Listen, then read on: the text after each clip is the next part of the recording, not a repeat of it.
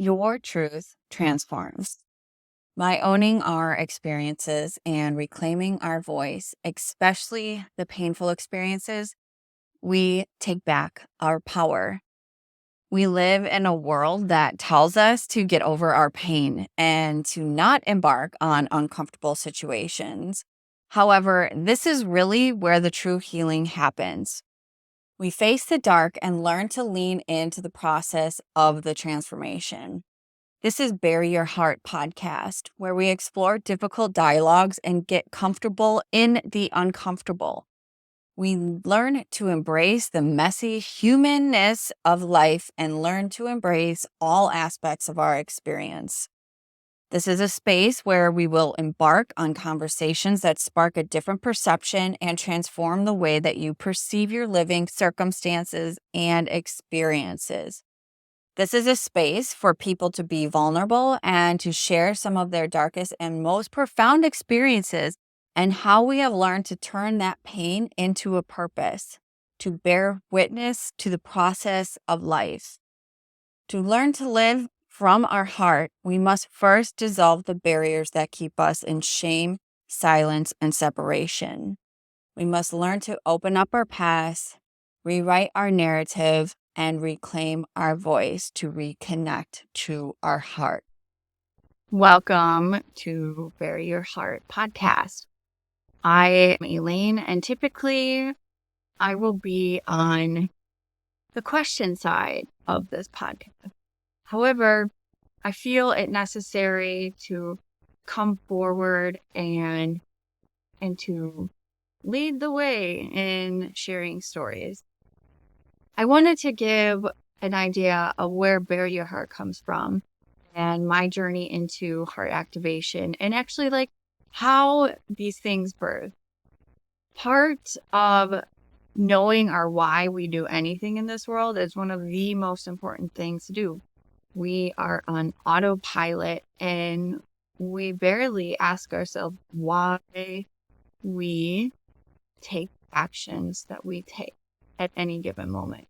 We just automatically assume that it's for our good. It's for things that we're working towards. It's for our goals. It's for what we envision for ourselves. And this is the why to creation, to my creation, to heart activation, to what Bury Your Heart is about, and to it's also an invitation to slow down and to look at your why, to understand the story behind your action. And I do recognize that our society is built on not looking to your past and, oh, that's over. And just push forward, move forward. I'm over that. Get over that. Like that type of narrative is in that. However, in order to learn to harness the power of our voice and to free our voice, to free our actions, to free the autopilot that goes on in our head and in our world, that is necessary to understand the patterns. Patterns is where we can break the cycle. We can't break the cycle if we don't know how the cycle started. And so this is the beginning of Bury Your Heart. And this is my journey into sharing with you so you know where I'm coming from and how this all stems and why I feel that this is an important part of our journey, of our navigation. We are stepping into a heightened time of fight. Within humanity, there are distractions all around, and I feel that it is really highly important to learn to lean into heart space, to feel. And in order to do that, we must navigate the mind, which is what has prevented us from feeling into the heart space.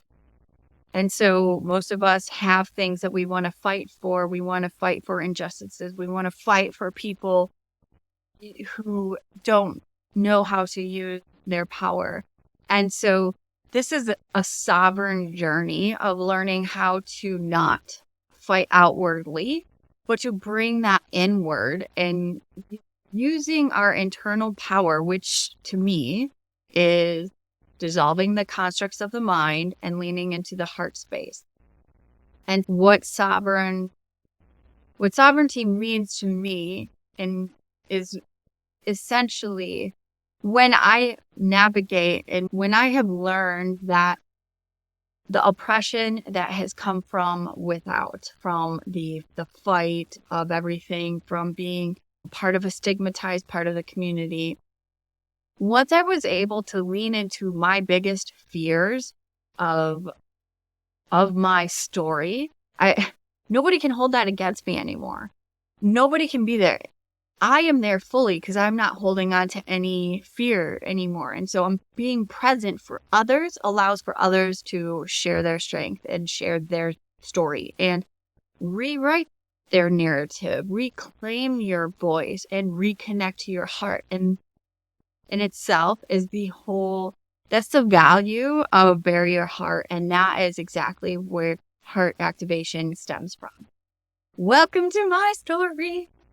I immediately begin and I feel extreme gratitude from being able to share from this space because there have been times when I have been shamed and shunned and shushed for sharing such vulnerable stuff because it's intense and people don't know or don't want to or don't know how to hold space and bear witness.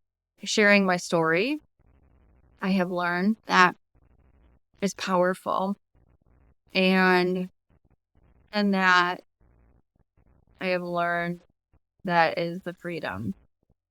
And it's within sharing of the circumstances that can be triggering and are dark and can sound destitute. Like the strength is in the sharing part of it, is in how. The strength is in the struggle and the wisdom from all that is there. For me, this is, okay, what I'm going to share is it may be triggering. There are segments and parts of my story that talk about childhood molestation and rape and abuse. And these are things.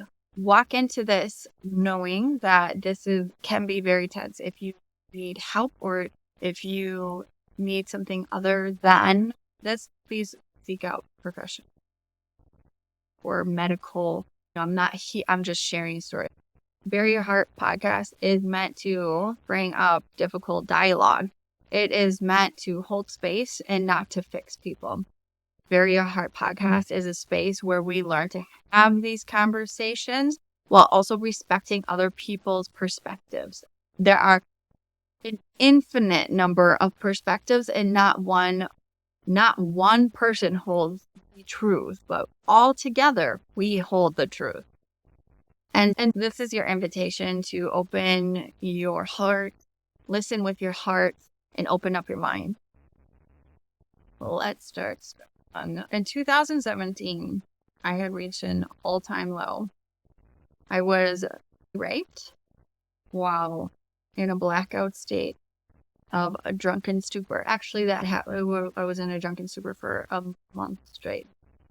I was attempting to drink myself to death. And my friends came over with an intervention.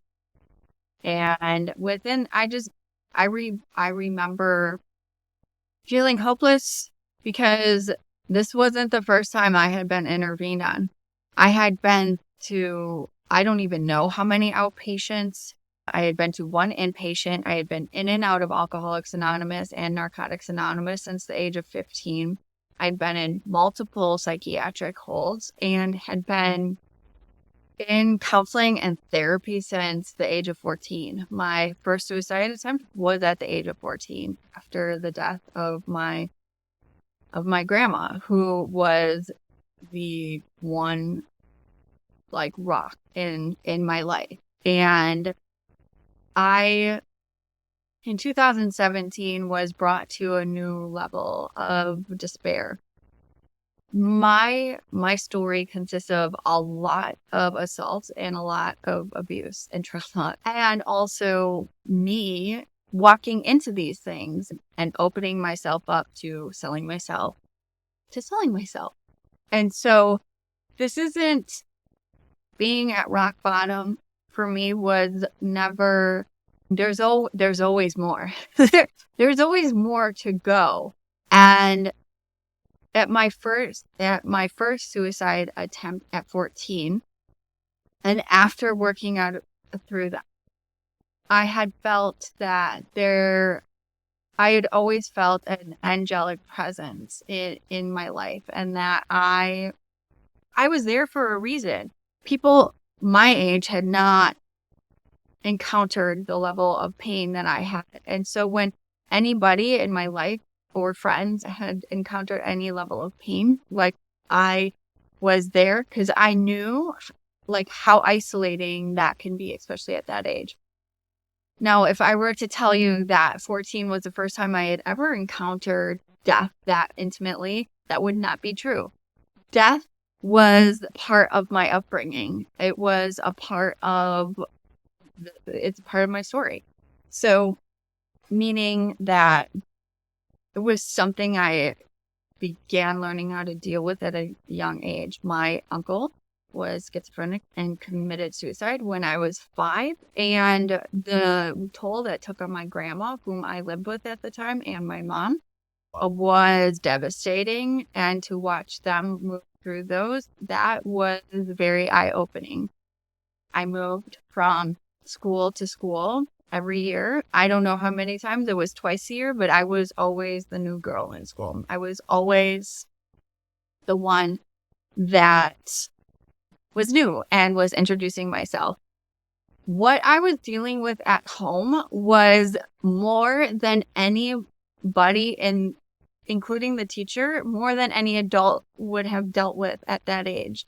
And so I was not great in school. I was average. And to ask a kid to sit down and to deal with things that are in school at that point seemed insignificant to me. I remember feeling like, how am I supposed to be focusing on this stuff when I have this stuff going on at home? I grew up in generations of alcoholism on both sides of the family. I also grew up, I did not meet my biological father until I was 24. So I grew up not knowing one side of my family and just knowing what my mom told me, which was that my biological father had a heart of gold, but alcohol took over his life. And so I have generations of alcoholism and addiction and abuse and trauma. And little did I know the effects of the generational wounds and patterning until I started this profound healing journey. So given my past, right? So just a little bit of what I just shared with you, there is many layers of healing within that. In 2017, when I had felt like, what is the point? Where is this? Because I knew that I had all the tools that I knew I had all the tools in my toolbox. I had gone through all the treatments. I had gone through all of the outpatients, all of I even went through a very progressive treatment for PTSD. And it was just all of these things that were like, what's the point? Like, there's something in me that's not clicking. And I really didn't feel like there was any use. And in 2017, though, I was admitted into more of a holistic treatment facility. I was the number 10 client in the state. And still, this is to date one of the most holistic ways for healing that in our state, at least, which is Wisconsin. And while it may not be the most holistic and client-based approach, it is the one that in our state it is subjectively and comparatively, it is the best in our state for holistic healing. Anyways, so going back to being number 10 at this new type of facility. We had equine therapy, and that was a really huge opening for me to see that everything is connected. I've always been a spiritual person. I grew up with, also went to many different religious schools, Sunday schools, after like evening classes. And because I had a ton of babysitters growing up, and they all had different backgrounds of religion. And I really always enjoyed learning about other, like, theology. I loved learning about other people's perspectives and other people's viewpoint. I always had a very strong connection to Jesus and the story of Jesus and Mary Magdalene and Mother Mary. I did not feel connection and could actually see that the preaching was very distorted. And knowing that my uncle was schizophrenic and committed suicide, he would have been in hell for that. And that to me didn't seem like a very like Christian thing. Like, you mean to tell me that someone who is mentally ill and did this and wasn't in his right mind is in hell? That didn't seem right. So in 2017, when I began this treatment, inpatient treatment, I began seeing things a lot differently. What was different about this treatment for me at this time was the individual approach, because it wasn't just focusing on just 12 steps. It wasn't just focusing on like doing one thing one way. I began incorporating a whole different approach to my healing. I want to also include in here that I at one point identified as a sex and love addict. I want to also include that this is our society. Okay, what that means and what I have learned. And for me on my healing is that I was searching for love in all of the wrong places, all of the places that gave me a temporary sense of connection. I became attached to. So a person, a relationship, feeling, an activity, a medication, a substance, a vitamin, even exercise, I would cling to because it had nothing to do with what was external here. It was about what I was avoiding in here. I was avoiding the void within me. And at a very young age, I was taught that we find love within another person, and that another person is where we find happiness. I was not given the tools as a young human. I was not given those tools to learn how to self-love, to comfort myself, to nourish myself and nurture myself. I was in a survival mode my whole life. My mother was in a survival mode her whole life. So upon healing and looking at these aspects, I began seeing and I began wondering in the rooms of AA, NA, and where I began seeing gaps, right? Like I started looking at, nobody would want to look at their sex and love addiction. Yeah, it's rampant everywhere because we are literally dying for this space of love, to feel connection. And within the substance abuse community, this is even more so because most of the people who have turned to addiction have childhood trauma. And what is trauma to one person is not necessarily trauma for another. And so let's define what trauma means. Trauma is what happens inside of us. Trauma is the internal response of what happens to an external circumstance. So how I perceive a situation can create a completely different internal reaction than if you were to perceive a situation, you would have a completely different. So trauma is actually the disconnect from body.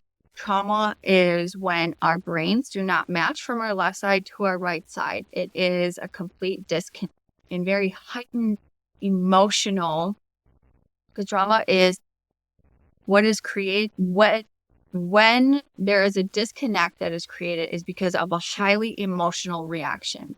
Emotions are what create the disconnect. And so the point of healing and all of this stuff is to bring this back into body and to reconnect everything, to reconnect our central nervous system and to connect our different spheres of our brain, particularly our left and our right side of our brain, and bringing this back and anchoring it into our body. So that is why there's somatic therapy. That allows us to really scan in and hone in on our body. So for me, what this means is when I began looking at the patterns of, first it was outwardly, like why do so many people die? I am become desensitized in the recovery community because first I shut that down. I've shut down seeing so many people die in that community, which I feel the people that have died, they're a huge part of my passion for this. And not to put the fear of death into anybody, because death is a completely natural thing. It's as natural as life, yet it's just something that we perceive it as a loss. And so we attach to non-death. Coming into treatment this time, I really began questioning what are the things that regular treatment and therapy is not getting? What is it? Where is the disconnect from this person to this person? Why is this person getting it and this person isn't? What was missing? What part of my treatment and therapy was missing within me that I wasn't able to see or that didn't allow for me to open up? And so many things became to light. I began seeing that the people that have addiction that keep on going out repeatedly have a substantial amount of trauma. And so even if the people who are not substance abusing, they typically have some other coping mechanism that isn't necessarily healthy. So all of these things that I was looking at was just allowing me to bring this inward, because I felt I had seen it all. And I was like, what? I have exhausted all the resources in my community for help. I had exhausted all of the things that had been here in life and how I'm supposed to be living. And how is it that other people, like, what is missing? There was something missing. There's a gap. There is this gap between everything. And so a lot of times when you get into the 12 steps, people push religion on you. People push Jesus. And for a lot of us, we had grown up in homes and in spaces where it was a damning thing. People use Jesus as a tool to put fear into people, or God or whomever, put fear into people as to the hell, right? Repenting and these things. And I get where people want to help others, but yet people's fear is projecting their fears onto others, which is prohibiting and limiting the access to the actual internal help that is available to them because of the output or other people's projections of fear onto them. What people have found for me coming into this space of recognizing that there's more than one way to heal was very messy. I began speaking. I've always had a very powerful message, right? I've always used my mess to create a message. I've at times overshared and used my mess to push people away. And I've always had an inkling toward vulnerability. I'm just being brought to a time as I began to get older and my friends started losing people. Not losing, but when they started experiencing death, I think of my whose brother, whom I was very close with too, committed suicide. And up until that point, they've had it was a completely like normal life and upbringing and whatnot. And I remember being able to be present and because I have navigated those areas so many times. I was very comfortable being present and allowing the space for her to navigate that on her own.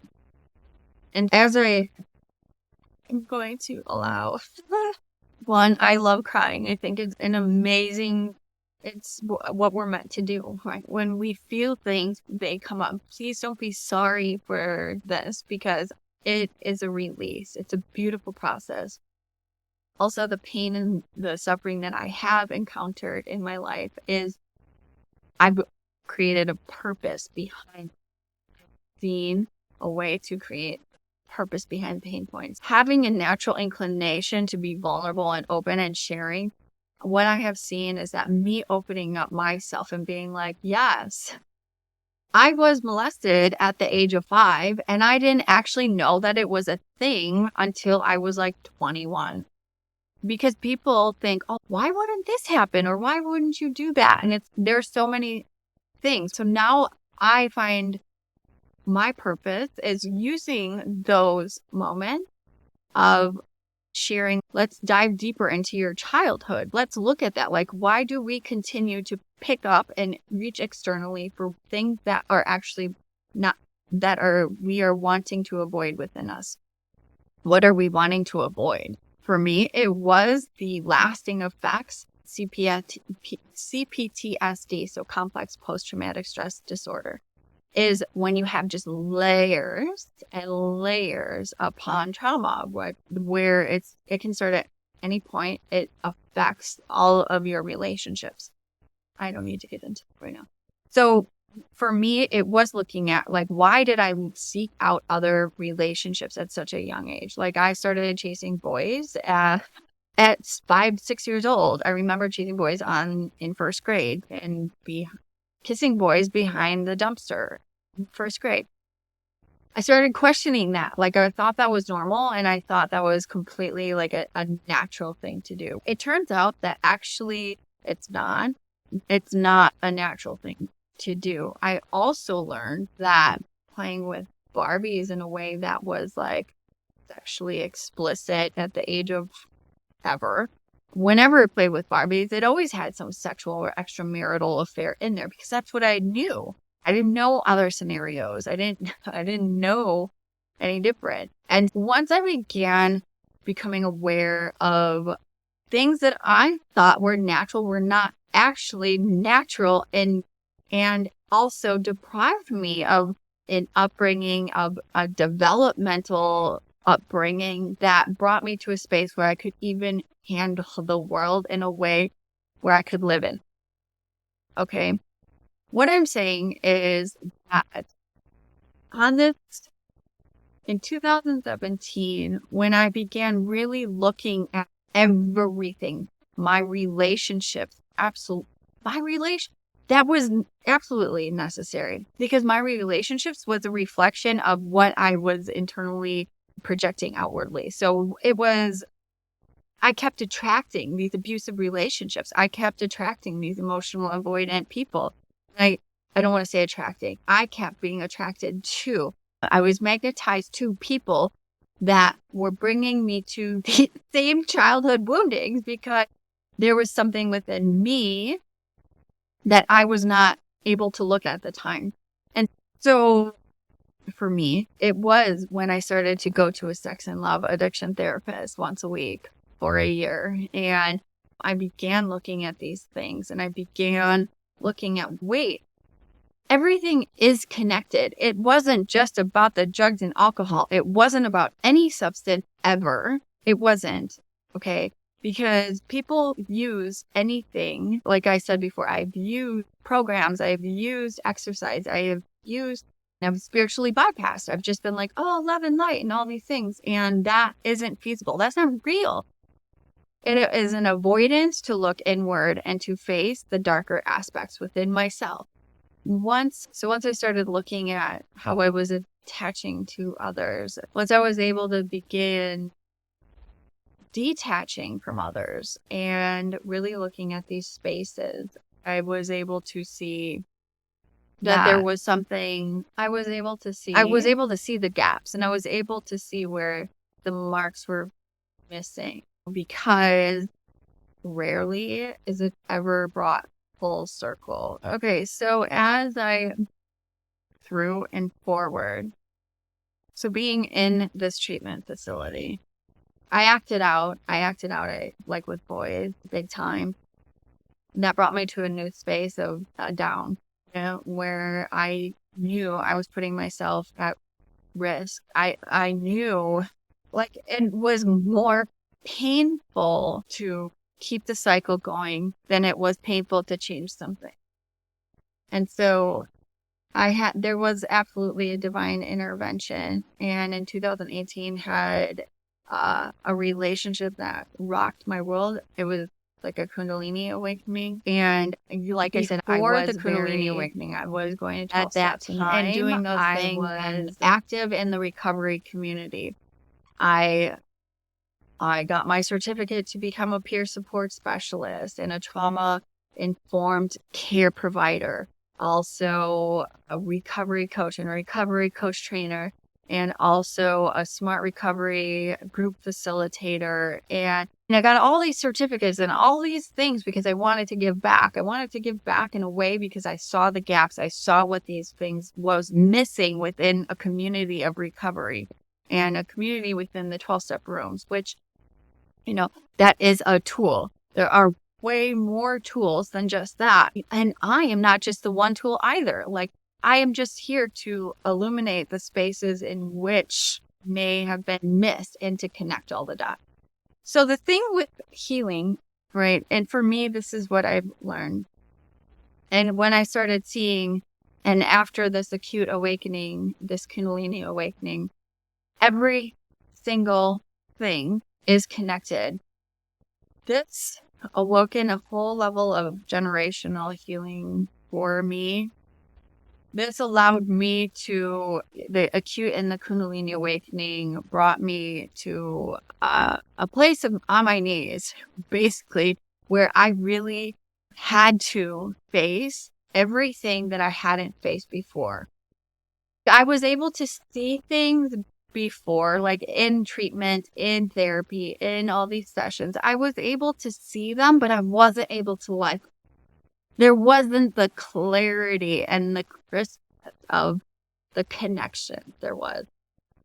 One of the biggest resentments that I had to work through was with my mom, because my mom was a single mom. Oh, I just love her so much. And I share, like, she was a baby when she had me. She just turned 19. I had this, oh my God, we had an explosive relationship growing up. I blamed her for everything. And I knew that this was a relationship I wanted peace with it. I didn't want to feel so much anger and resentment keeps you hurting. That is hell.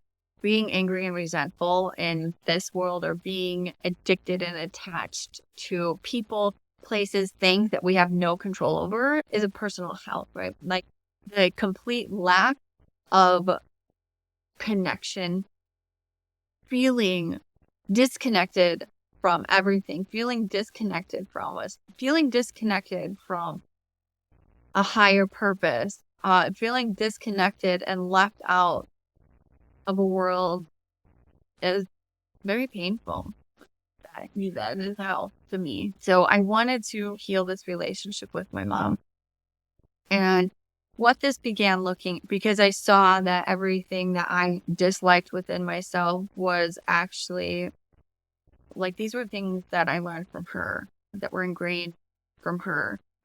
And what I began seeing was like, wait, if I learned these things from my mom, where did she learn these from? And I began seeing, wait, she learned them from her mom, which her mom, because again, my mom also grew up without an active father, like, he was missing most of her life. We both did not have father figures, and we both experienced a ton of death. And we both were raised in man-hating households, to be honest. And so there was so much healing there. So I began questioning, well, where did my grandma learn these things? Because in order to question and learn how to break my patterns, to become compassionate to people who I felt I got my beliefs and values from, and to learn like that they're actually not true for me, to learn that my mom learned these values and beliefs from someone who lived on a farm, from people who, from immigrants. Like, her beliefs and value systems are going to be drastically different from where I'm at today. Like, they just didn't match up. So I really began this like in-depth healing process of looking at younger Elaine, all these different eyes. And I went through so many different holistic healers, and I began really just seeing this theme of what is it that kept me from discovering me. And it was all of these experiences from my past.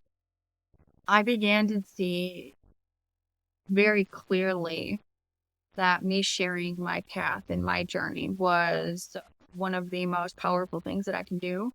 I recognized that sharing my process of how I've rewritten my narrative. And when I say rewrite your narrative, what I mean is emotions is energy in motion. We create everything from emotion. Everything is what we do or do not do is because we want something or we don't want something. Now, what is a want? A want is something that we perceive as will make us happy or not, or we run away from something that will make us sick or upset or whatever. And so those are those are subconscious emotional responses. That's how most of us operate in this world. And so I needed to understand the emotional connection here. Once I began understanding my perception is created by an emotional level that I wasn't aware of. So, okay, I can shift my perception on this. Now, going back specifically to all of my past, and even looking back to, I don't know who my rapist is, okay? I don't know who he is. I remember specific things about that, and I was pretty badly battered. And these are things, so I take this as a reasoning. I take that and I think of this person, whoever this person is. I learn compassion for this person because I'm able to actually understand that he may have had a completely different upbringing, or typically people who are perpetrators were perpetrated against as a younger. And so I look at this bigger picture of things.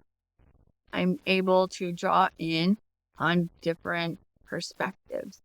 Now, this takes a ton of work, okay? So when I'm able to rewrite the narrative, when I'm able to shift the perception of my past, I'm able to actually change the emotional value and the weight that I add to these circumstances. Learning how to heal from this rape actually brought in many different layers and nuances of past traumas, past physical traumas, past a sexual assault. And it's never how you think it should be. It uncovers and unravels in a way that our body allows it. That's what I mean by rewriting our narrative, because once we go back and we do open ourselves up to past circumstances, to allow for us to see a bigger circumstance at play, to see a bigger perspective of things, we're able to actually change the way our emotional responses, we become responsive instead of reactive. I began seeing this much more clearly, and seeing that me opening up and being vulnerable and rewriting my narrative about these things was actually one of the most potent things I could do. When I allowed my walls to dissolve around my heart and to share these dark experiences, people are able to connect to those.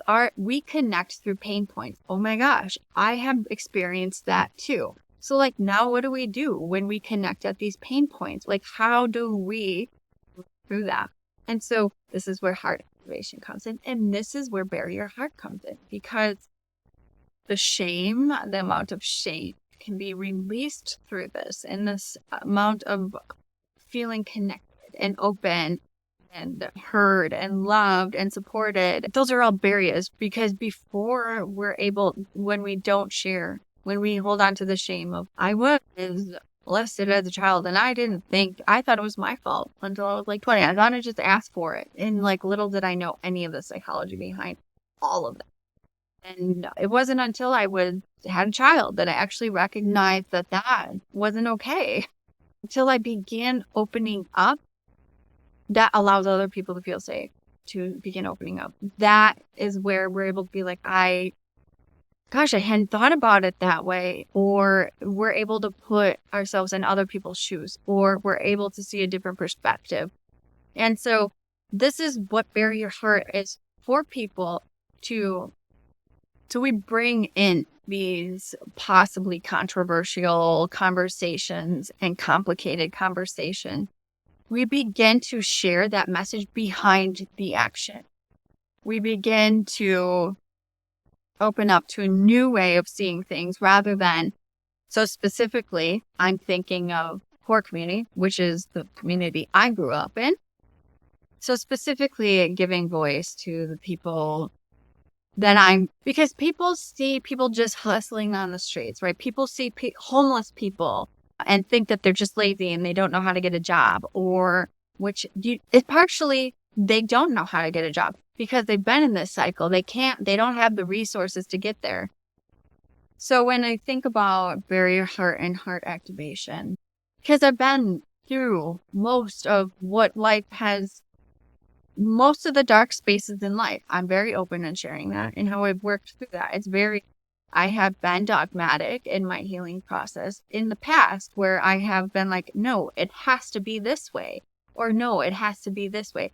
I have worked the 12 steps many times where it has been all shaming myself for it not being perfect, or telling myself that I have defects, or telling myself that I didn't call my sponsor enough, or I didn't do this. And that is why I went back out and blah, blah, blah. And I will no longer stand by that, because it's not true. There are more pathways to healing. And again, my way isn't the only way. It is in addition to. It is another perspective. It is maybe one that can light you up. And if it's something that lights you up, that you want to, again, nothing is a one size fits all, right? I just listened to something that social justice and cosmic justice are very different. Social justice is there's a one size fit all, where it is black and white rules, and it is meant to mass produce. It is meant to be mass produced, where a cosmic justice is something, the idea of that is that it is present, that it is meant to be there for you and your specific circumstances, because you are a whole. You are not just these steps. You are not just what your past is. You are not what the jail says, or the streets say, or your criminal records say. It is not because you didn't do this well enough, or you didn't do this well enough. What if it is because you haven't been looked at as like a whole being? And for me, that's what I felt. It was like I needed to look at it all. There were parts within the program of everything that I had ever attended that, even in education, I was looking to fulfill a part within myself that I felt was unlovable. And like literally everything does distract us from the inside. And so from the internal work. And so, yes, even spirituality, or the idea of practicing spirituality, whatever that is, can be a distraction from the actual this, because that means that we are focusing our attention outward to other things rather than just sitting with it. Because sitting in your shit is okay. It has been absolutely necessary. However, staying there is a completely different thing. Heart activation and bury your heart, sharing your story and opening up to different perspectives and allowing those barriers around your heart to dissolve. That started first and foremost. That started this, and this is where the core of heart activation really plays. Okay. I was working at the treatment facility. I was working as a house manager and counselor aide at the treatment facility I attended in 2017.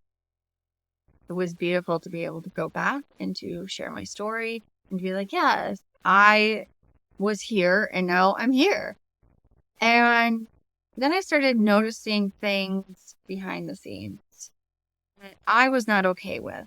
And this is where the passion really got, because I saw things happening with clients that was not being taken seriously.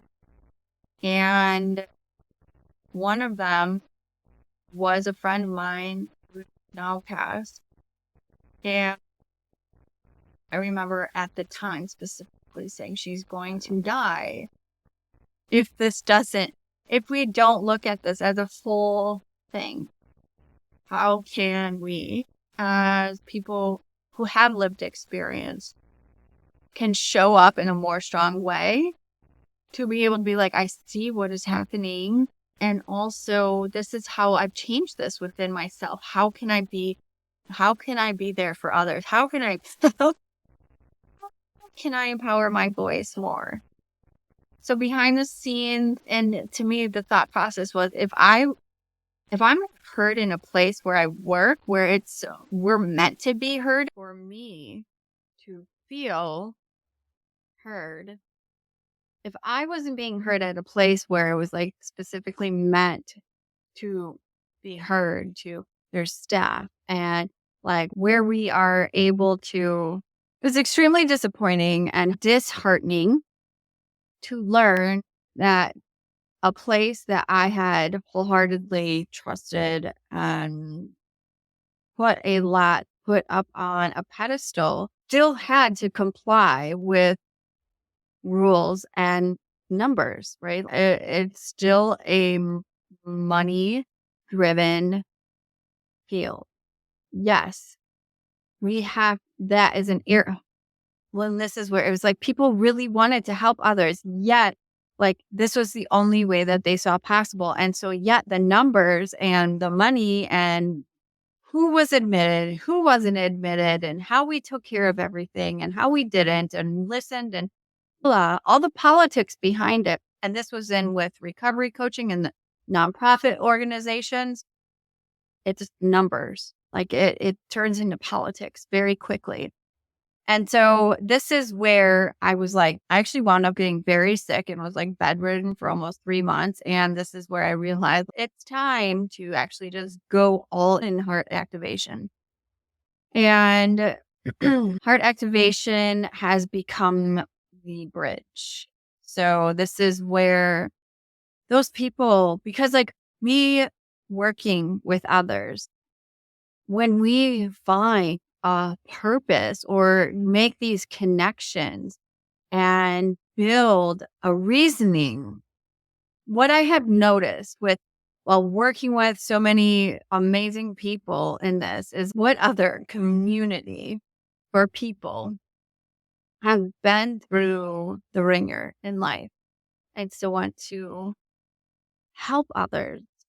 I see that the people whom I have worked with are highly sensitive people, are connected to things beyond the seen. I believe that there's things in the unseen that people who have gone through substance use can feel and are unable to actually tap into that.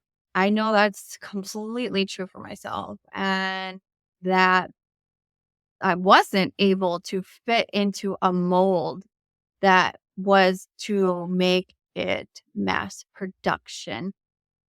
We were programmed to create mass production because it is difficult to individualize and individuate someone like treatment or care. And because it it takes a lot of inner knowings about ourselves. Like it takes a lot of inner guidance.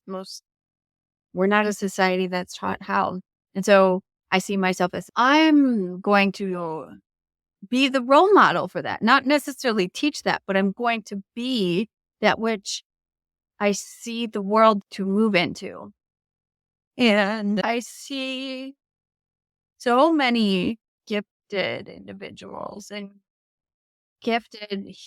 beautiful humans that have continuously trying to fit into a mold that we are not meant to fit in. And this is where to bring in these conversations and open up like we weren't meant to. And this is our side of the story. And this is my side of the story. And this is why I started Heart Activation, because I wanted to present another way, not a way of fighting, not a way of prejudice or biased circumstances.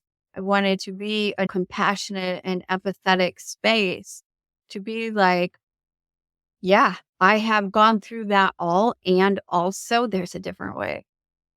And there's many layers. And that, like, just what I've seen within even recovery community, within treatment community, within the spiritual community, everybody finds these things that are so like their saving grace, and they want to teach others this and show up. And so we take something and we run with it.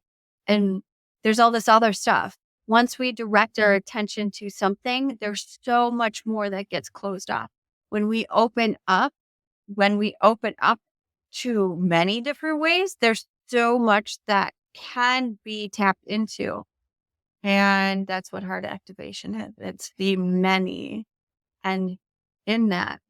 And so upon getting sick and being like, all right, I'm going all in, I wanted to write a book that was my way, like my blueprint to my heart, because it's so layered. And as you can tell within this episode, it's many.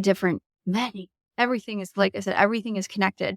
And how do I present this book into a place? So I wrote this book that took once everything was laid out, I was able to put it together in 7 months of like straight writing. And I was able to come up with Blueprint to the Heart. Okay. So now this is not my personal story. This is how I have been able to navigate. And this seems like it's extremely layered. It's very potent. There's tons of questions. There's tying back to it's learning how to heal our beliefs and the perceptions and values of how we grew up. And what does that look like? It goes into looking at how we built our relationships. This is where all of the gaps are filled because it goes over everything. And it is intense. And at first, I started using this as a tool for mentoring. And I wanted it to be more accessible because mentoring is not accessible to everyone.